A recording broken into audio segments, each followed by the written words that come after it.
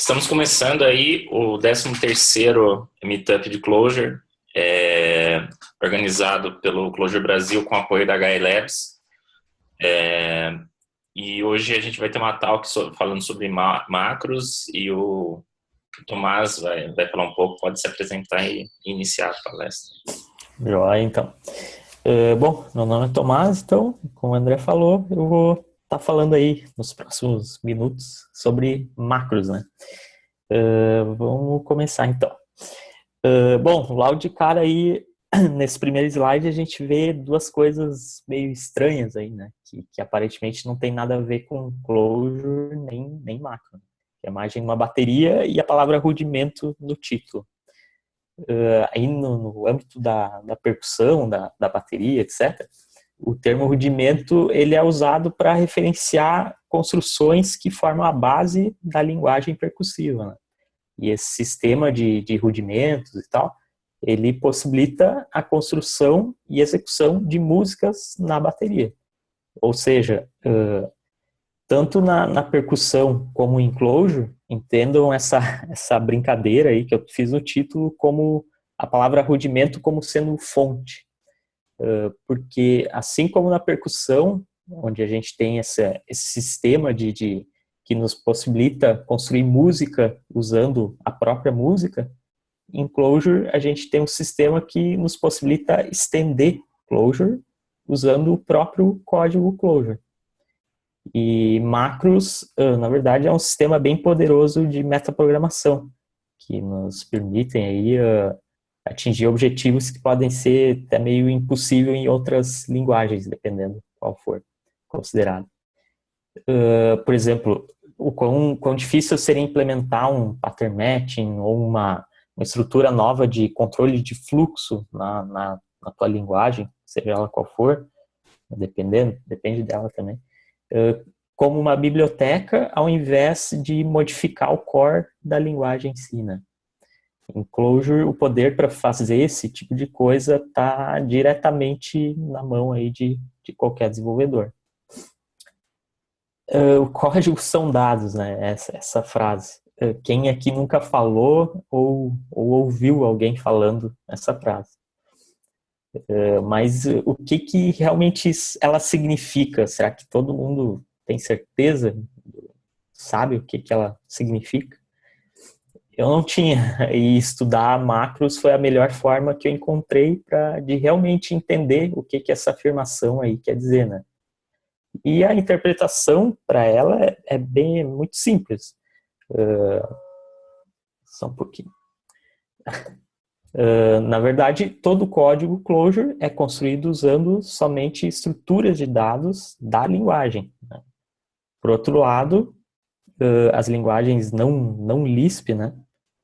Elas trabalham com uma sintaxe muito mais extensa, onde a sintaxe para representar as estruturas de dados dessas outras linguagens é só um subset da linguagem toda, do conjunto da sintaxe da linguagem. Vamos ver um exemplo disso, né? Essa imagem ela mostra uma função definida no Clojure Core que é chamada remove. Ignorem aí completamente a lógica, o que esse código está fazendo e mantenha o foco aí só na estrutura sintática, né? Assim, a palavra DFM, no caso, é um símbolo em Clojure. Os famosos parênteses aí representam a abertura e o fechamento de listas, por exemplo. Da mesma forma, os elementos dentro da lista também podem ser outras listas, que é o caso aí, tem várias listas aninhadas nesse exemplo, esse código. A documentação, ali, né, no caso aí o contexto é uma definição de uma função, né? A documentação dessa função é uma string literal. Ali a gente tem o static e added, são duas keywords dentro de um mapa, que também no contexto aí desse exemplo, que é uma definição de uma função, eles representam os metadados dessa função. E, para fechar ali, tem também tem argumentos ali, né, no formato de vetores, ali o pred e o pred call, na verdade, são escritos como vetores de um ou dois símbolos, respectivamente, né? Ou seja, a gente tem duas possibilidades para interpretar esse código aqui. Uma é interpretando como estrutura de dados, que é o que a gente acabou de fazer aqui, ou interpretar como ele seria avaliado, como ele é avaliado. Tá, mas o que isso significa, né? Vamos pensar então em termos das duas fases, as duas primeiras fases do REPL, né? Na primeira fase a gente tem o read. O REPL ele recebe uma sequência de caracteres, uma string no caso, interpreta ela como estruturas de dados closure no caso. E na fase seguinte, a de eval, a estrutura retornada pela fase de read, né, são então interpretadas como código. Né? Vamos para o primeiro hands-on aqui, onde eu quero demonstrar o que eu acabei de falar. Deixa eu ver aqui. Tá bom a leitura do código aqui para vocês ou fica muito Não, pequeno? Tá ótimo. Tá bom? Então tá. Bom, aqui no meu editor eu já estou com o REPL inicializado aqui na minha direita. E nesse primeiro exemplo eu quero mostrar justamente como a gente pode simular o REPL de Clojure usando o próprio Clojure, né? E nesse caso eu quero demonstrar o uso de duas funções aqui, a readString e a eval. A readString, então, como eu disse antes, o reader ele recebe uma cadeia de caracteres, né, representando o código Clojure, que aqui nesse caso é uma lista de 5 números e a função aqui de soma. Se eu avaliar esse cara aqui, o REPL vai me devolver a estrutura de dados que está representado por essa string aqui. Se é tão verdade, se eu pegar e avaliar aqui, pedir a classe retornada por esse resultado ali, a gente pode ver que é uma persistent list do Clojure. E se eu avaliar o retorno, né, desse cara aqui, eu vou ter o número 15, que é o resultado da soma dos 5 primeiros números aqui. E também, só para comprovar, a classe do que foi avaliado é um long, que é o valor da soma. Como segundo exemplo aqui, só para explorar um pouquinho mais, eu fiz questão de deixar ele bem esquisitão aqui. Nesse let aqui, eu estou guardando o retorno dessa meu form aqui, que no caso eu estou é o mesmo lá de cima, eu estou retornando a estrutura de dados representada por essa string. E no corpo aqui, eu estou só eliminando o primeiro, eu estou colocando, na verdade, eu estou retornando uma lista onde o primeiro elemento dessa lista vai ser a função de multiplicação, e eu estou eliminando aqui, através da função rest, eu estou eliminando o primeiro elemento, que no caso aqui é a função de soma, né? E concatenando, né? Juntando. Se eu avaliar isso aqui, retorna então a minha lista, meu form aqui original, só que ao invés de soma, com a multiplicação. E se eu avaliar isso aqui, né? Esse asterisco 1, na verdade, é um atalho para pegar o último resultado de alguma avaliação que eu tenho feito aqui. Se eu avaliar ele retorna o resultado da multiplicação, que no caso é 120. Legal. Vou voltar lá. Voltando então com essa breve explicação aí, acho que o significado dessa frase, que códigos são dados e dados são códigos, tenha ficado um pouquinho mais claro para quem ainda não tinha isso bem definido assim. Essas linguagens que têm essa relação entre o código-fonte, dados e avaliação, tem um termo para definir elas, que são linguagens homoicônicas. Essas linguagens homoicônicas permitem justamente pensar sobre o código como um conjunto de estruturas de dados, que são possíveis de serem manipuladas aí programaticamente. Na maior parte das linguagens, a Abstract Syntax Tree, né, na AST, ela fica inacessível dentro da linguagem de programação, no sentido que a linguagem e o compilador estão completamente separados e não se encontram ali. Nesse exemplo aí da imagem, a gente tem ali o texto lá em cima, que é o 1 mais 6 vezes 7, que é parseado, gera a árvore ali. Essa árvore está totalmente inacessível durante o fluxo aí do nosso programa. Ela é enviada para o avaliador, que produz o binário, o resultado, o que for. Beleza, e como funciona isso em Clojure, né?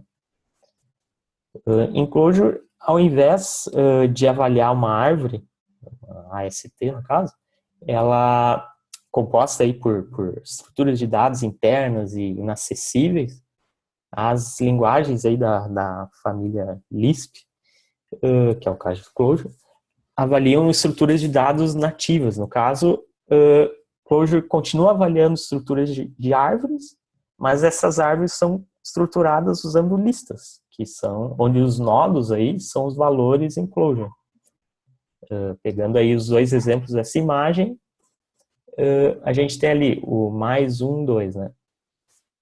O primeiro elemento dessa lista o primeiro elemento, a função de mais, é o nodo raiz, é a raiz, e os argumentos aí, no caso, que são os elementos seguintes, 1 e 2, são as folhas da árvore.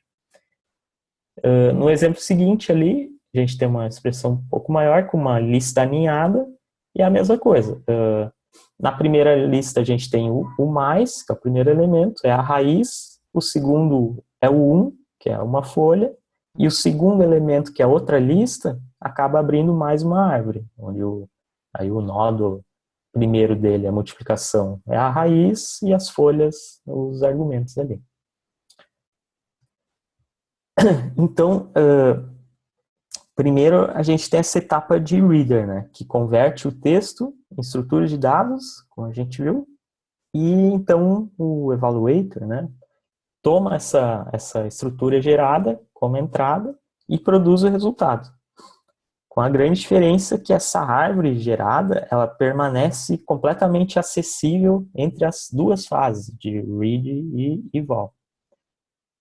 Dessa forma, aí, o programa que a gente está escrevendo pode conversar diretamente com o avaliador dele, usando funções, dados, o que for, para se alterar enquanto ele é executado. Então, Clojure é uma linguagem homoicônica, né, aquele termo, uma vez que ela representa essa Abstract Syntax Tree usando listas. Quando a gente escreve o código Clojure, a gente está, na verdade, representando textualmente essas listas. Enfim, enxergar o código como estrutura de dados dessa forma torna a manipulação deles algo bem mais fácil, né, descomplicado.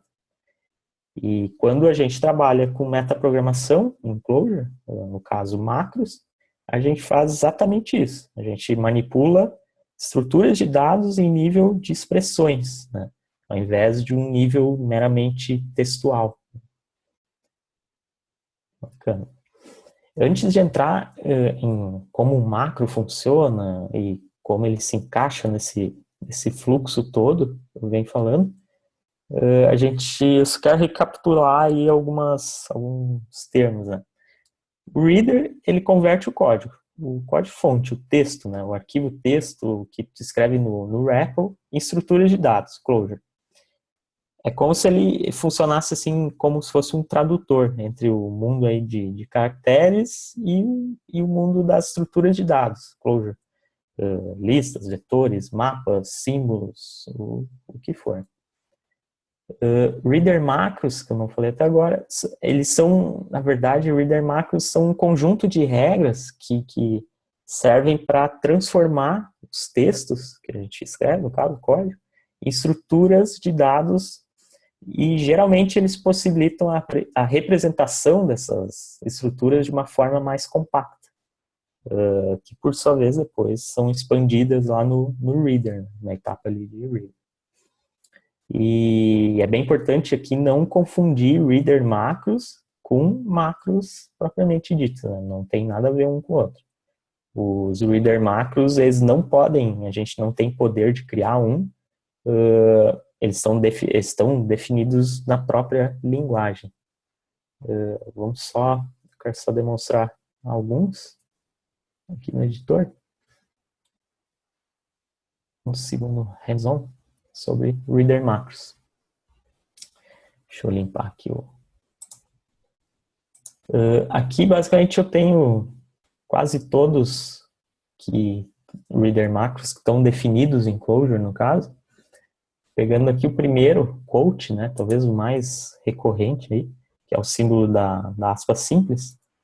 E aqui eu estou, de novo, estou usando a função readString e passando uma string que representando o uso do quote sobre uma lista. Se eu avaliar esse cara aqui, com esse reader macro aqui aplicado, a gente vai ver que ele expande para esse quote, né? Que na verdade ele é um special form. Depois vou falar o que é isso. Seguindo aqui o reader macro para abertura de funções, né, anônimas, que é o sustenido aqui na frente da abertura de uma lista. Se a gente avaliar esse cara aqui, a gente observa que ele expande também, né, para uma estrutura de dados. Isso aqui é uma estrutura de dados normal, representando essa função, né? No caso, a soma de com um eventual argumento aí. E assim por diante, o @var, o reader macro ele vai expandir o deref. Comentários em Clojure são o ponto e vírgula, aqui no caso, é um reader macro. Se eu avaliar esse cara aqui, que ignora essa linha, aqui tem um /n, né, quebrando a linha do meu código, e embaixo vai ficar uma lista, né, multiplicando 7 por 7. Se eu avaliar, vai retornar só o 7 por 7, ali, a multiplicação. Assim vai, metadados, o regex aqui, que é o sustenido na frente de uma string, vai retornar para a gente um pattern. Syntax quote, unquote splicing, esses três aqui, eles são muito comuns na implementação de macros, não só lá, o uso deles não é exclusivo lá, mas na escrita, na implementação de um macro, eles são muito utilizados. Também são todos reader macros aqui. Cada um expande da sua forma. E por último o varquote, que é o sustenido e a aspa simples. Também expande, no caso aqui, para var. Então, voltando, ali na sequência a gente tem o evaluator, né, no caso, que a gente pode considerar como se fosse uma função que recebe as estruturas de dados como argumentos e processa elas de acordo com as regras do tipo da estrutura de dados que ele está recebendo, né? E no final retorna o resultado. Por exemplo, para avaliar um símbolo, é feita a procura do que esse símbolo referencia. Para avaliar uma lista, o primeiro elemento dela vai ser analisado e aí, consequentemente, uma chamada para função, um macro ou um special form vai ser executado. E qualquer outro valor, string, números, keywords, eles avaliam para eles mesmos, né? E ali na sequência a gente tem os símbolos, que são usados então para nomear qualquer coisa, em Clojure, funções, macros, etc. E no final das contas, um símbolo resolvido resulta em um valor, ou, de novo, em um special form. Que, por sua vez, um special form são operadores definidos no core da linguagem. E esses operadores, eles fornecem alguns comportamentos fundamentais aí para o funcionamento dela. São exemplos aí de special forms, o def, o let, o loop, o fn, o do, o próprio if, coach, recur, esses todos, e entre outros, né? São vários. Todos eles são special forms, né? Beleza. Closure macros, né? Os macros, eles fornecem um meio bem interessante para manipular listas, né, das nossas estruturas, antes que elas sejam avaliadas. Eles parecem muito com funções normais, que a gente já vem usando aí, muito maioria, e eles recebem argumentos, valores e operam também sobre estruturas de dados, assim como funções. Mas e aí, né? Beleza, porque eu vou me preocupar então com isso? Por que eu vou usar um macro? Justamente, o que torna um macro especial é a maneira como ele está encaixado no processo de avaliação do código. O macro ele é executado entre a fase de reader, né, e a fase de avaliação. Ele está entre ali. E dessa forma, com macros, a gente pode manipular as estruturas, né, que o reader gera como saída, podendo aí transformar essas estruturas antes de encaminhar elas para avaliação, para a etapa final. Outra diferença é que no momento de chamar uma função, né, todos os argumentos dessa função são avaliados antes de executar o corpo, né, da função. Já quando a gente invoca um macro, chama um macro, nenhum argumento dele, dessa utilização, nenhum argumento dele é avaliado nem mesmo resolvido. A estrutura de argumentos é repassada para o corpo do macro como se fosse uma lista, uma estrutura de dados não avaliada, como a gente viu antes. Aí, outra diferença, né, que também existe entre macros e funções é que a estrutura de dados que é retornada por uma função, ela não é avaliada, tá? Já a estrutura de dados retornada por um macro, ela é avaliada. E aí o processo de determinar o valor de retorno, né, de um macro, ele é chamado de macro expansão, macro expansion. E existe uma função, depois a gente vai ver, que é chamada de macro expand, que a gente pode usar para justamente visualizar a estrutura de dados que o macro vai retornar antes que essa estrutura seja avaliada. E beleza, e assim, a grande sacada aí com macro é que a gente pode usar a linguagem, Clojure no caso, para estender ela mesma. Em outras palavras, aí macros possibilitam a abstração de sintaxe, né? Que nada mais é do que poder expressar o código com uma sintaxe diferente do que é o comum em Clojure, por exemplo, e eventualmente até omitindo os parênteses, né?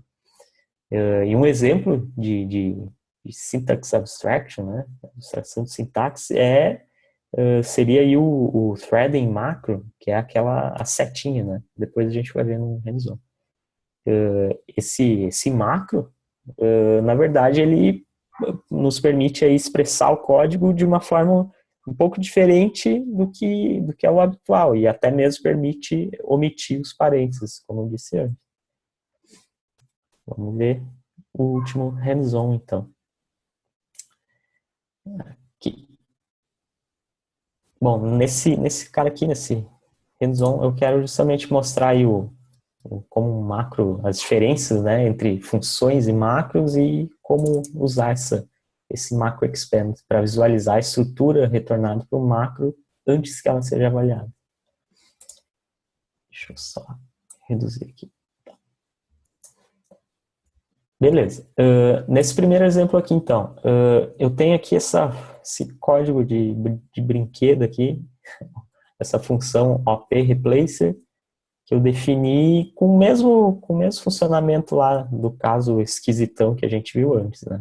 Que só recebe aí uma coleção, uma lista, e troca o primeiro elemento dela por uma multiplicação e retorna essa lista com a multiplicação com o primeiro elemento e o restante exceto o primeiro elemento aqui da expressão que é enviada para cá. Vamos olhar essa função. E aí aqui, né? Primeiro uso dela, OP-replacer, e aí eu estou passando essa lista aqui. O mais 1, 2, 3, 4, 5, né? Como argumento. Por que dá erro aqui? Como eu disse antes, uma função, uma chamada de função, todos os argumentos enviados para a função, eles são avaliados antes de chegar a execução do corpo da função, no caso. Ou seja, aqui o OP-replacer ele tá recebendo o número 15, né? Que eu estou já avaliando essa minha lista aqui. Então aqui chega o número 15. E aí o erro acontece porque a função REST ela opera sobre uma coleção. Ela está esperando uma coleção, não um número. Aí dá o erro. Beleza, e se eu cotar então? O que vai acontecer se eu enviar o OP-replacer essa lista cotada, né? Ou seja, ela vai enviar, vai chegar ali na minha função como se fosse uma estrutura de dados mesmo, uma lista não avaliada. Não avaliar, ele funciona. Ele funciona, retorna o que deveria, né? Faz o que deveria, na verdade, que é trocar ali o símbolo mais, a função mais pela multiplicação.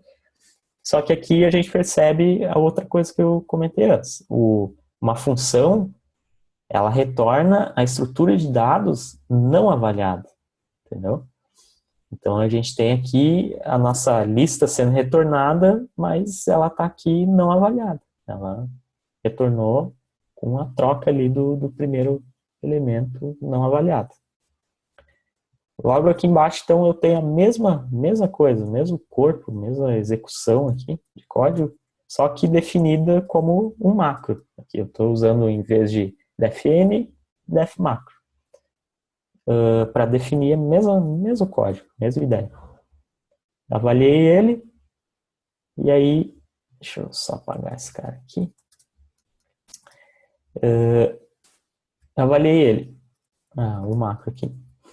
Se eu, então, chamar esse macro agora, passando a minha lista, o mais 1, 2, 3, 4, 5, sem cotar aqui, vai funcionar.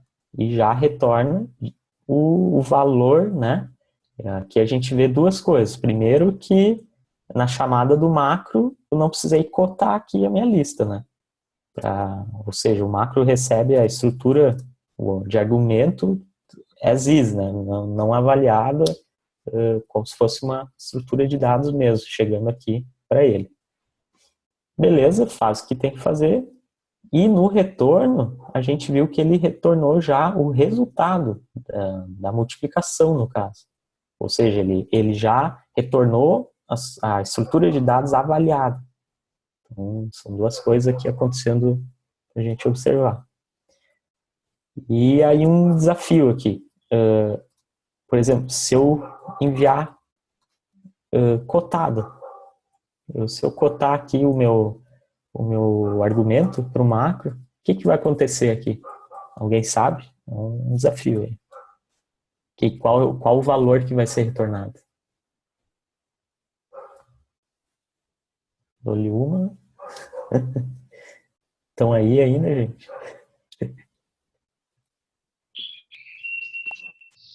Estamos aqui, mas nem o valente. O valente. Então, eu acho que dá ruim, hein? Tu acha que dá ruim? Acho que dá ruim. Se eu avaliar esse cara aqui, vai retornar 15, né? Por que vai retornar 15? Beleza, vamos chegar na resposta. Se eu pegar esse argumento aqui e ver em que ele se transforma, né? O que significa esse quote ali na frente, a gente vai ver que é uma estrutura de dados onde o primeiro símbolo, elemento aqui no caso, é o quote, e o segundo símbolo, o segundo elemento aqui da minha primeira lista, é outra lista. Legal.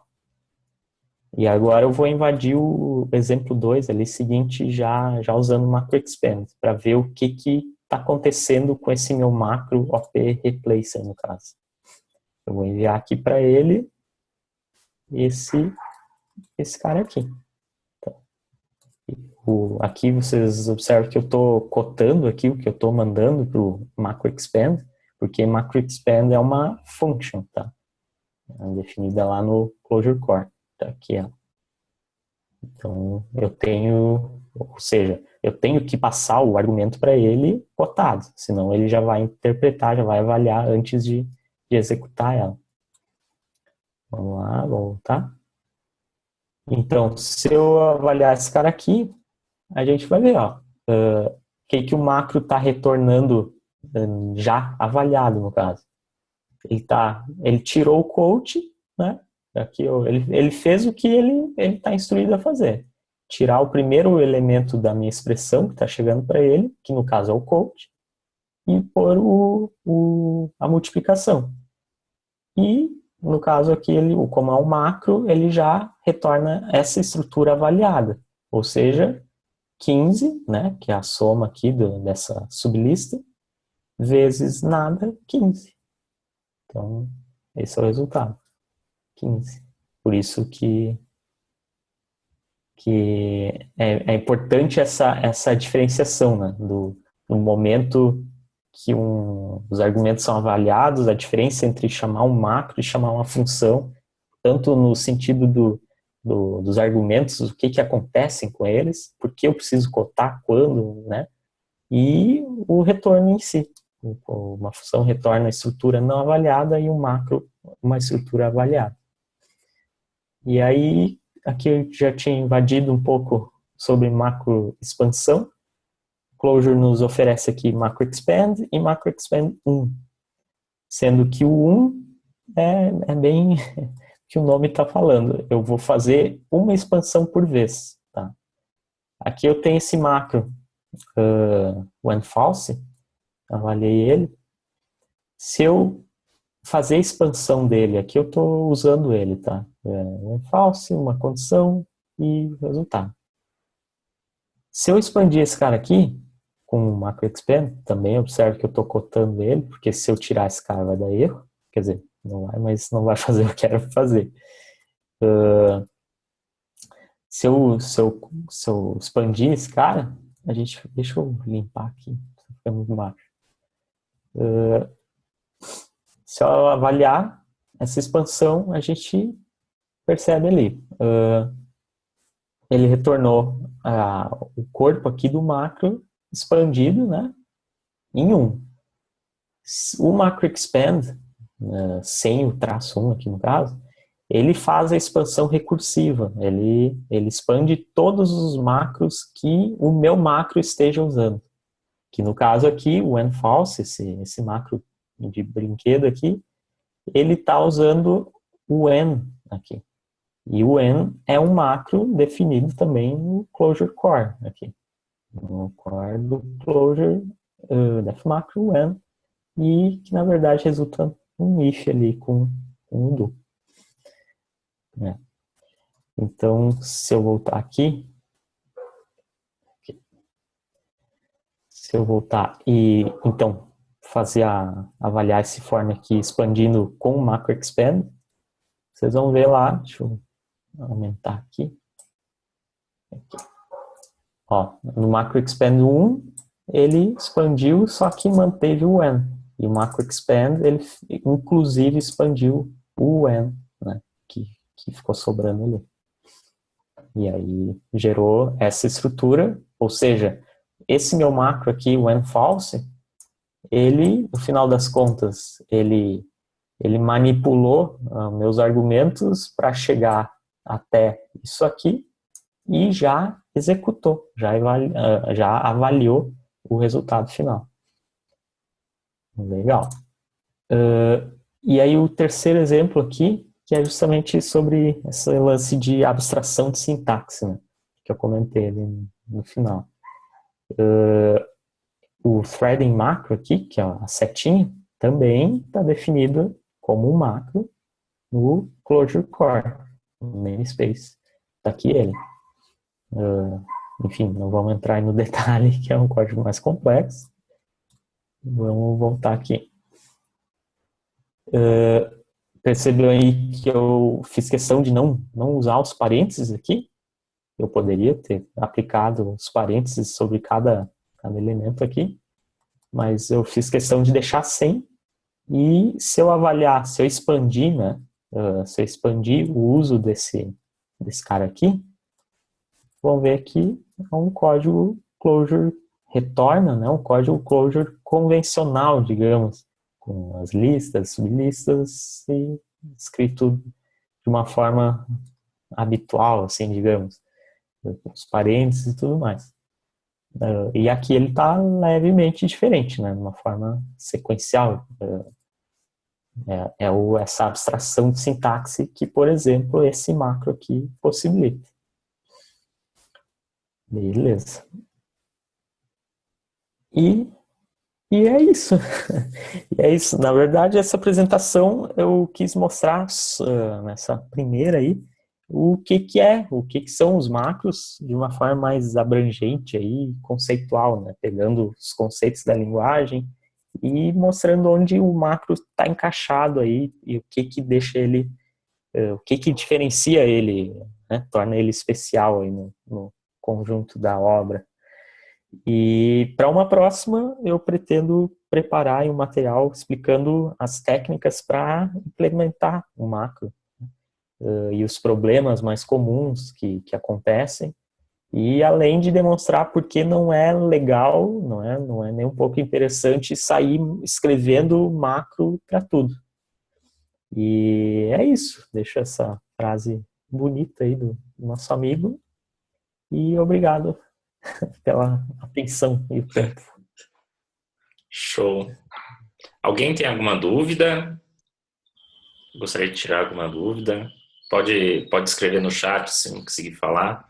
Ou se você for na parte de participantes, tem como levantar a mãozinha. Não sei se tem mais de uma pessoa querendo falar, mas podem tirar qualquer tipo de dúvida aí. Vou tirar aqui no... Bom, vou manter compartilhado. Legal. Deixa eu ver o chat aí, que eu não vi o chat. Nenhuma dúvida? Todo mundo entendeu? Pô, acho que eu falei rápido demais, hein? Nem sei quanto tempo deu. Fazer só um comentário aí, que eu acho bem bacana, até porque você mostrou um pouquinho, por exemplo, when, um monte de coisas da própria linguagem, né, que elas acabam sendo macros, né? Então, é meio ligado com essa frase do Phoenix. Se você for ver como Clojure é uma linguagem muito menor do que ela parece, né? Isso. Se você for ver ela na essência, ela é uma linguagem muito pequena, e ela vai se reconstruindo nela mesma. Esse conceito é muito... Essa é a brincadeira que eu tentei fazer ali com o título, né? E na percussão também existe um sistema onde tu é capaz de construir música com música. Então, aqui a gente consegue estender comportamentos, estender o próprio Clojure usando ele mesmo. E ajudou muito a entender justamente aquela frase, né? Que eu acho que todo mundo já ouviu, já falou. Mas por exemplo, quando eu falei, eu não sabia direito o que eu estava falando. Aí, estudando, né, mais a fundo macros, por exemplo, veio o entendimento mesmo, né, o que significa. Bom, é isso então, pessoal. O vídeo vai estar no YouTube.